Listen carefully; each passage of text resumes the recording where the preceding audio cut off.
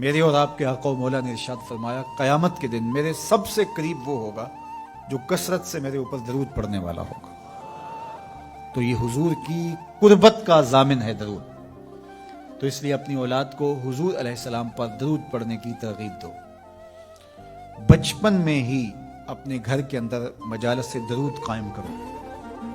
روزانہ کی بنیاد پہ ہو تو بہت اچھا، نہیں تو ہر 8 دن کے بعد ایک دن ضرور متعین کر لیا جائے.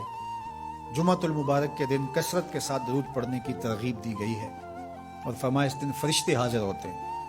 تو حضرت ابو درداء رضی اللہ تعالی عنہ نے عرض کی یا رسول اللہ صلی اللہ علیہ وسلم، آپ کی حیات طیبہ میں تو ٹھیک ہے، لیکن جب آپ انتقال کر جائیں تو کیا اس کے بعد بھی یہ عمل جاری رکھا جائے؟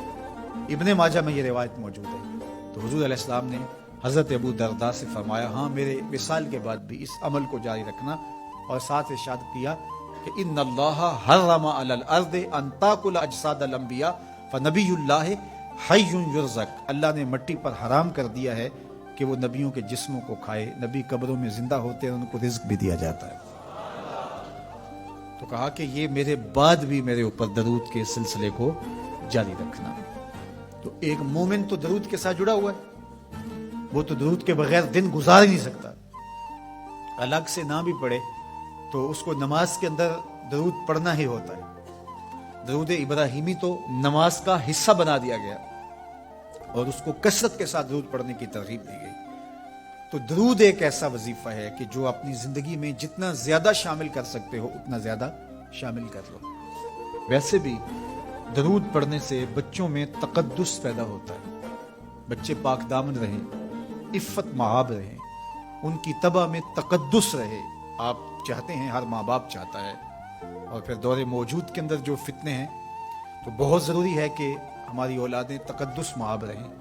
تو ان کو درود کی ترغیب دو تو اس کا عملی نتیجہ یہی ہوگا کہ ان میں تقدس کا جوہر پیدا ہوگا اور ان کی عصمت کی حفاظت رہے گی. اور درود شریف پڑھنے والے بچے اور درود شریف نہ پڑھنے والے بچے دونوں کی عادات میں فرق ہوتا ہے. درود پڑھنے والوں کی طبع میں رقت، لطافت، نرمی، محبت، شفقت جیسے جذبات پیدا ہوتے ہیں. یہ درود شریف کا عملی نتیجہ ہے. بعض لوگوں کو شکایت ہوتی ہے کہ ہمارے بچے بڑے اکھڑ ہیں، بڑے تند مزاج ہیں، بڑے سخت گیر ہیں. تو اس کا علاج کیا ہے؟ تو اس کا علاج یہی ہے کہ ان کو درود کی تسبیح دو. درود اکڑ توڑ دیتا ہے، طبیعت کی تندی نکال دیتا ہے، طبائع کی تلخیاں ختم کر دیتا ہے، محمد عربی کے نام کی مٹھاس پیدا کر دیتا ہے. حضور کا نام شہد سے میٹھا ہے، دل آویز ہے. کھنڈ میں اتنی مٹھاس نہیں ہے، شکر اور گڑ میں اتنی مٹھاس نہیں ہے، شہد میں اتنی مٹھاس نہیں ہے، قند اور نبات میں اتنی مٹھاس نہیں ہے جتنی نام محمد میں رکھی ہے. ان کا نام لبوں پر آئے، میٹھا میٹھا منہ ہو جائے. ان کے بول بہاروں جیسے اور اصحاب ستاروں جیسے. ان سا پیارا اور نہ کوئی، ان سے بچھڑ کے لکڑی روئی. جب وہ سیر کو جایا کرتے، سر پہ بادل سایا کرتے. میرے شہر کے ایک پنجابی شاعر ہیں، انہوں نے تو قلم ہی توڑ دیا نا. تینوں سینے دی میں ٹھنڈ آکھاں، اگر آپ کا ذوق ہو تو. تینوں سینے دی میں ٹھنڈ آکھاں، شہد گلاب تے کھنڈ آکھاں. تینوں نبیاں دا میں لاڑا آکھاں، تیرے ہجر دے وچ میں ہاڑا آکھاں. تو ان کا نام ہی میٹھا ہے، دل آویز ہے. تو درود غصہ ختم کرتا ہے، طبیعت کی تلخی اور تندی مٹا دیتا ہے، اکھڑ پن ختم کرتا ہے. تو آپ اگر چاہیں کہ اولاد اکھڑ ہے تو ان کو کسی طرح درود پہ لے آئیں، درود کی تسبیح ان کے ہاتھ میں دے دیں.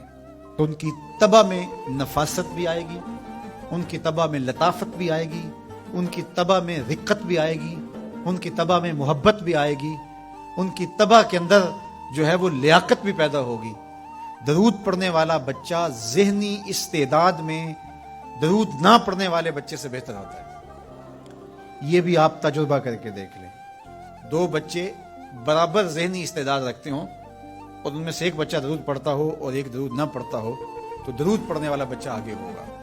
یہ درود کی برکتیں ہیں، یہ درود کی رحمتیں ہیں. تو درود کثرت سے پڑھنا اپنی اولاد کو سکھائیں گے. ہفتہ روزہ آپ محافل کا گھر میں انعقاد کر لیجئے اور اس میں صرف دروشی پڑھ لیجئے تو انشاءاللہ اس سے آپ دیکھیں گے کہ اولاد کو اس کا فرق پڑتا ہے. یہ تربیت کا ایک آسان نسخہ ہے اور یہ وہ وظیفہ ہے جس سے تھکن نہیں ہوتی. یہ وہ وظیفہ ہے جس سے طبیعت میں تلخی نہیں آتی. کہتے ہیں وظیفہ میں نے پڑھا ہے تو وظیفہ پڑھتے پڑھتے میری طبیعت میں ہی ہو گیا ہے.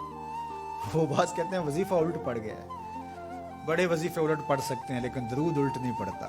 درود ہے ہی سیدھا, یہ الٹوں کو بھی سیدھا کر دیتا ہے. تو درود پڑھیں اور یہ منہ بھی میٹھا رکھے گا, یہ دل بھی ٹھنڈا رکھے گا, یہ دنیا بھی ٹھنڈی رکھے گا اور آخرت بھی ٹھنڈی کر دے گا. درود چراغ بھی ہے, درود کستوری بھی ہے, خوشبو بھی ہے, مہک بھی ہے, شہد بھی ہے, گلاب بھی ہے, کھنڈ بھی ہے اور سینے کی ٹھنڈ بھی ہے. تو درود اپنی طبع کے اندر اچھی طرح سے راسخ کر لیں اور اپنی اولادوں کی طبع میں اس کو راسخ کریں. اس سے آپ عملاً دیکھیں گے, میں سالوں کی بات نہیں کرتا, اشروں مہینوں کے اندر آپ فرق پڑتا دیکھیں گے.